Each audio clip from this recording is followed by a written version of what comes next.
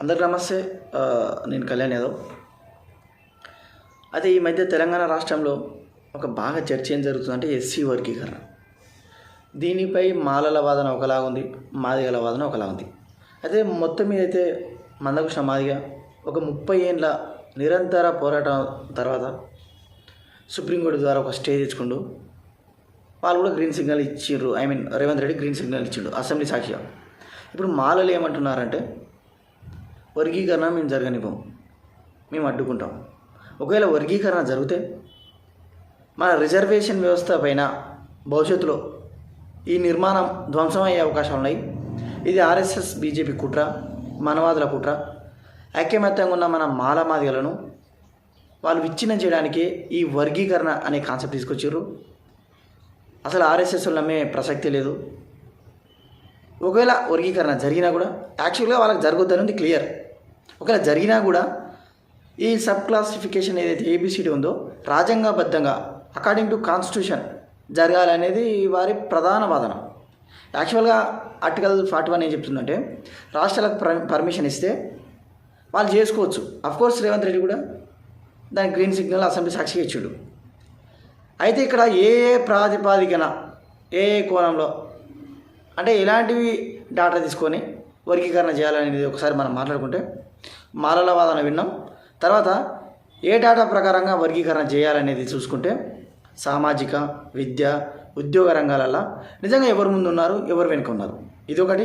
ఇంకోటి జనాభా దామాషా ప్రకారం ఎవరు ఎక్కువ మంది ఉన్నారు, ఎవరు తక్కువ మంది ఉన్నారు. దీని గురించి కన్సిడర్ చేసుకొని ఒక సైంటిఫికల్గా ఒక డాటా తీసుకొని ఇప్పుడు మెకానికల్గా మాదిరి ఎక్కువరు మాలలు తక్కువరు అనే దానికంటే కూడా ఒకటి నిర్దిష్ట డాటాను తీసుకున్న తర్వాత వర్గీకరణ చేయాలనేది సుప్రీంకోర్టు గైడ్లైన్స్. ఆ తర్వాత సీఎం రేవంత్ రెడ్డి అయినా సరే, మన గవర్నర్ అయినా సరే ఇదే ఇస్తాడు. ఇప్పుడు మాదిగల వాదన ఏంటంటే ప్రతి దాంట్లో మేము వెనుకబడి ఉన్నాం. నాటి నుండి నేటి వరకు మేము డప్పుకే అంకితం అయిపోయినాం. కాబట్టి ఈ మాలలు మాకు వచ్చే ఫలాలను మొత్తం గతంలో తిన్నారు. వారి భాషలో ఒకరిద్దరు రెచ్చగొట్టే ధోరణితో దొబ్బి తినారనే పదం వాడుతున్నారు. అఫ్కోర్స్ మాల సభల మీద కూడా సేమ్ ఇదే రిపీట్ అవుతుంది. అయితే వర్గీకరణకు నేను ఆర్డినెన్స్ జారీ చేస్తా అన్నాడు. మన నోటిఫికేషన్లు అయితే ఇవ్వలేదు రేవంత్ రెడ్డి. నెక్స్ట్ నోటిఫికేషన్ ఇస్తాడా లేదా? మందకృష్ణ మాదిగ ప్రధాన ఆరోపణ ఏంటంటే మాలలకున్న దమ్ము అంటే ఫైనాన్షియలీ కానీ రాజకీయంగా కానీ వాళ్ళకున్న దమ్ము ఏంటంటే సర్కార్ను కూడా వాళ్ళు ఇన్ఫ్లుయెన్స్ చేయగలుగుతారు, అవసరమైతే వర్గీకరణ ఆపగలుగుతారు అనేది ఒకటి ఆయన ప్రధాన వాదన. జనాభా ప్రకారం అయితే మేమే ఎక్కువనని వాళ్ళు చెప్తున్నారు.